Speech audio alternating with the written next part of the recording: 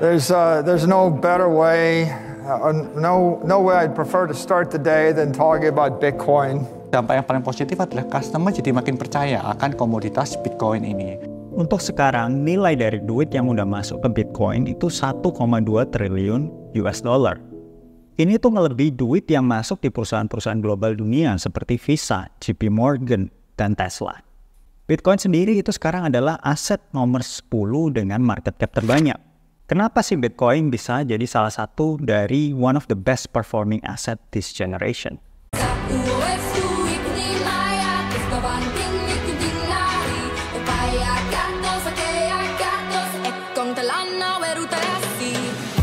Saya Alvin Tanasta, ex-cryptocurrency analyst, founder of supercuansaham.id, dan di episode Smart Investing kali ini kita akan bahas 5 karakteristik Bitcoin yang membuat dia menjadi store of value terbaik di dunia.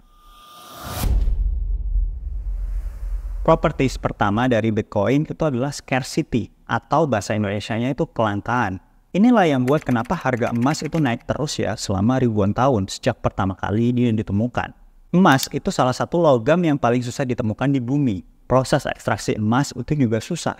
Cost intensif dan labor intensif juga. Karena itu persediaan emas di bumi itu terbatas. Sama halnya seperti Bitcoin, yang supply-nya itu di-cap di 21 juta. Proses ekstraksi dalam tanda kutip Bitcoin ini juga susah. Karena ada yang namanya halving, di mana mining rewards itu semakin kecil seiring dengan semakin banyak Bitcoin yang di-mine atau ada di pasar.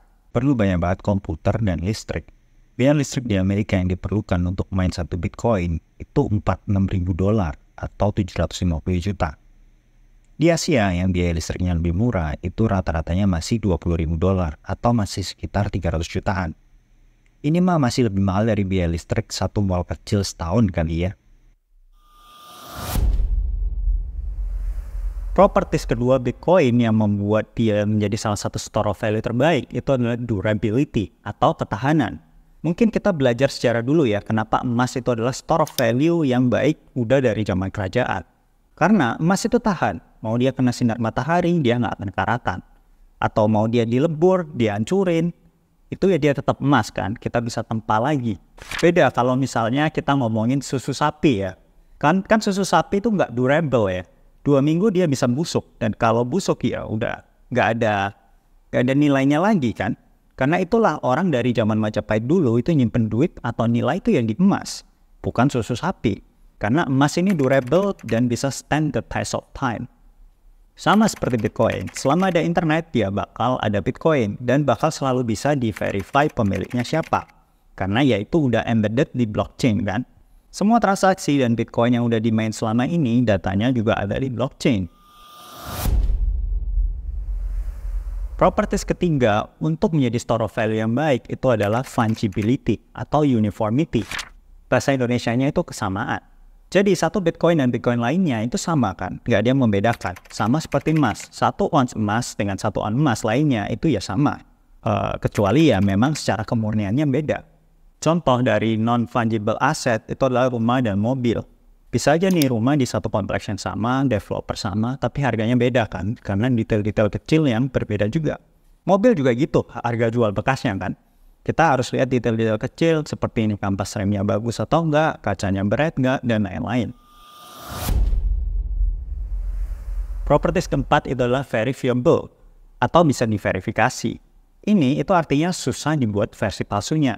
Karena itulah barang mewah seperti tas LV, Chanel itu nggak bisa dibuat jadi store of value yang bagus. Karena ya kadang itu susah banget diverifikasi keasliannya dan banyak versi KW-nya itu yang hampir plek ketiplek sama versi aslinya kan. Beda sama Bitcoin atau emas, kan gampang diverifikasi. Kalian bisa aja langsung ke toko emas, mereka udah langsung tahu nih emas kalian itu berapa karat. Bitcoin pun juga gitu.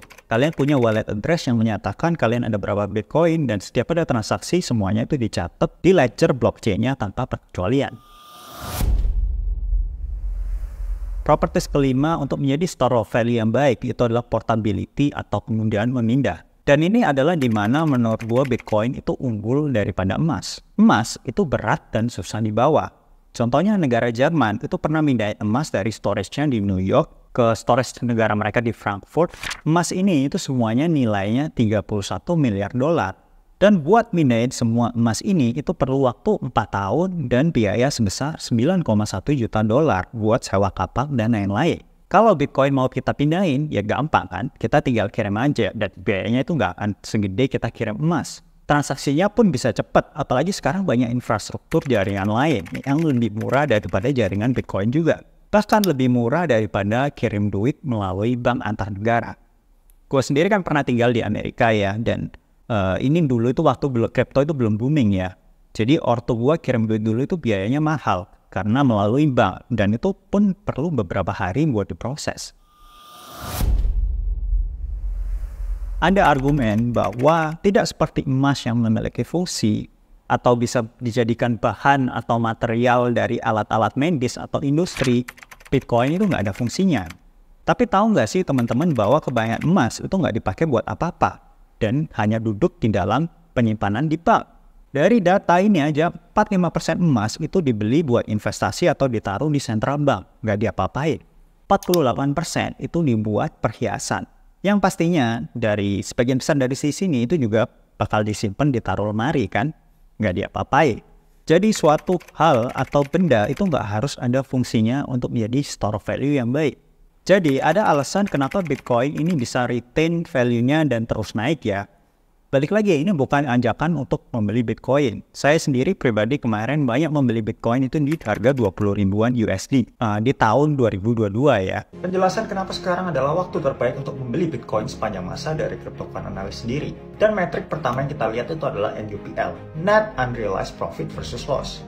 Dimana kalau angka NUPL ini di bawah 0 atau negatif, itu menunjukkan bahwa ini adalah salah satu periode terbaik untuk membeli Bitcoin. Dan saya sendiri sudah masuk kripto sejak tahun 2020.